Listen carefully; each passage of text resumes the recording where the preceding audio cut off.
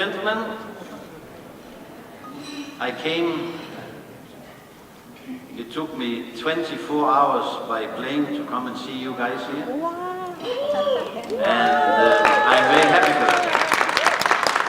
I am a big supporter of the Asian community because in my business, they were the first people to trust our products. So today I want to talk about why we're here. We're here because you want another Cinco de Mayo, right?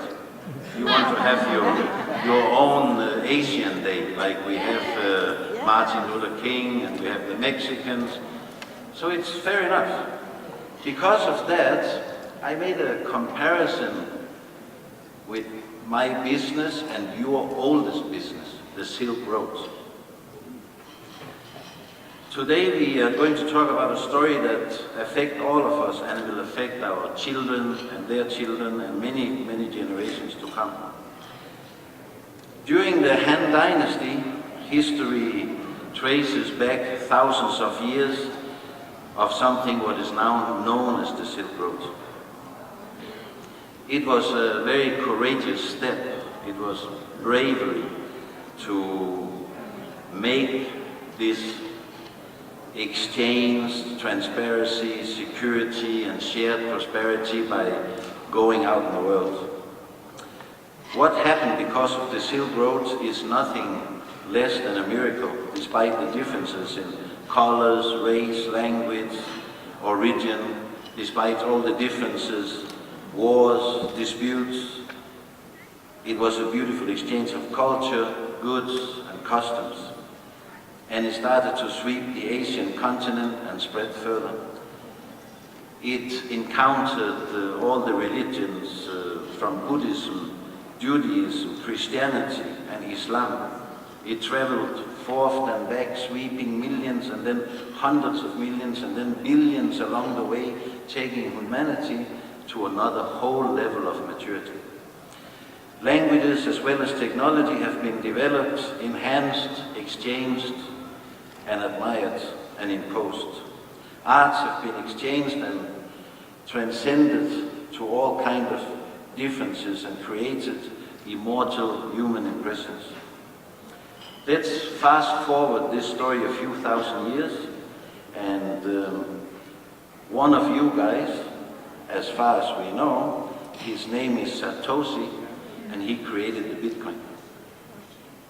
That was the first application of something very beautiful, revolutionary, and impactful as the Silk Road, and it's named blockchain.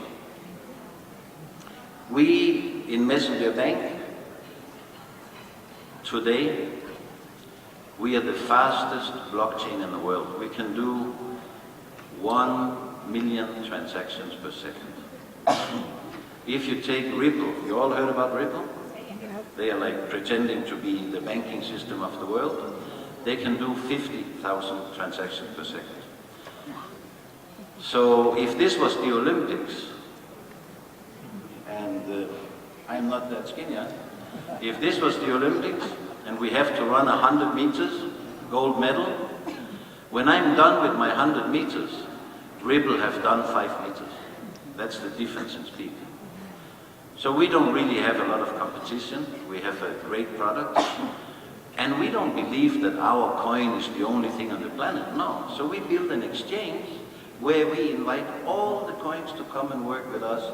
We'll be the Walmart of cryptocurrencies. Because our network is so fast and can do so many transactions, we can actually give a coin to every person in the United States in 6 minutes. We can administrate 200 million people, their bank accounts and expenses and everything they do with a little application, and it takes us 25 people. Try to imagine how many Wells Fargo's, Bank of America's, and Chase, and what. Try to imagine how many thousands of people are working all over the United States in banking and charging you. We can just tell them, go home and sleep. We do it for free, or nearly for free, and it doesn't take any people to do it. So the next few years is going to be very interesting.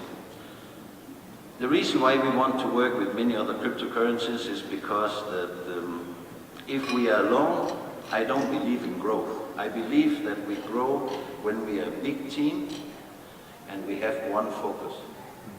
If we do it that way, we can keep prices down and we are truly decentralized. Our company have bank licenses and cryptocurrency licenses in Estonia, in Switzerland, in Bosnia, several places in the world, so that we are very safe. Our system is very good, and there cannot be a coordinated action against our company. Because let's face it, in a little while, the JP Morgans and the big banks is going to look at this Kristensen and Messenger Bank and say, what went on? What happened? How can this guy send from China to United States $50 million for 40 bucks? And 2 hours later, the money's on my account. And the Federal Reserve or nobody ask a question. That's scary, right? So because it's scary, we are working on the hardest KYC procedures in the world. We do biometric scans, we take their passport, their fingerprints, and if somebody sign up on the system and his name is Philip Morris, and he show his passport and the fingerprints and everything, and the name come up Robert Nicholson, because we run him against 30 databases, then this guy might have been put away a couple of years and he wanted to start all over again, right? But we know who he is, so we can then cut him off and send that file to the nearest police station according to his IP address.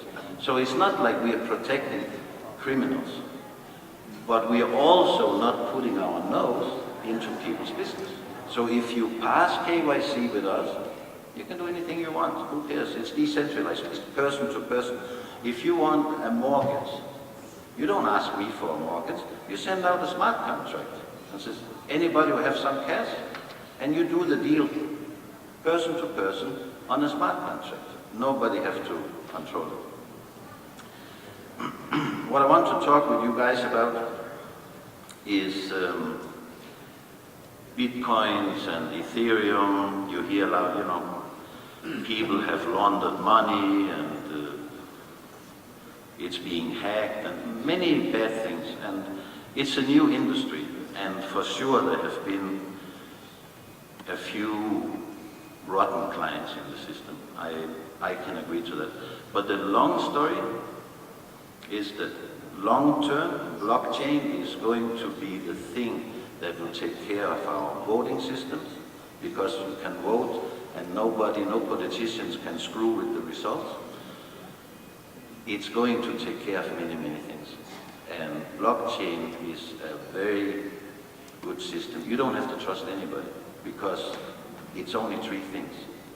It's a public address, private address, and a ledger. What is a ledger? Well, it can be one of my Messenger Bank tokens. It can be a marriage certificate.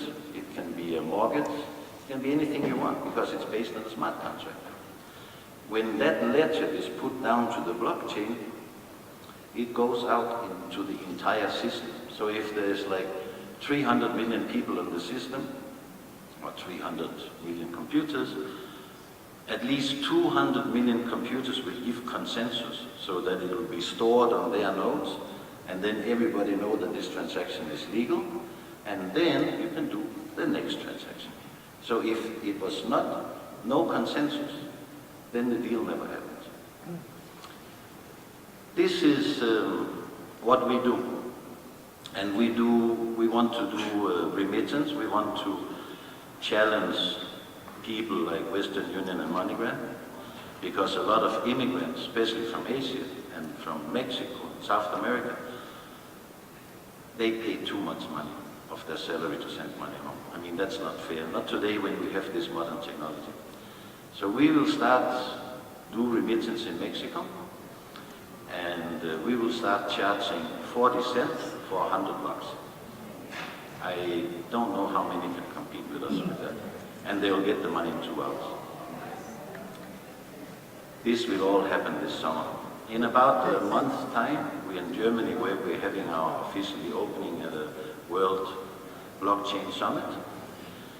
And we'll take it from there. The exchange will be open for 100 or more cryptocurrencies somewhere between September and October, depending on the security issues. We don't want to make the mistake of Ethereum. If you read about Ethereum, they're being hacked every second day, every week. Our exchange will be very, very hard to hack because it will be built the right way. Our technology is so much more modern. So when we are ready with the exchange, we will be ready with the remittance before that, and everybody's invited. I'm not here to sell any of my tokens or anything like that. I'm just here to talk about a product and about Messenger Bank and follow the news. Go and see what's happening. Say hello to me on Facebook or Instagram, or you're all welcome. So that's what I have to say today, and I hope that you will have a great Asian Day party here. And it was nice to come. It was a long flight, but worth it. You're great. You're good people.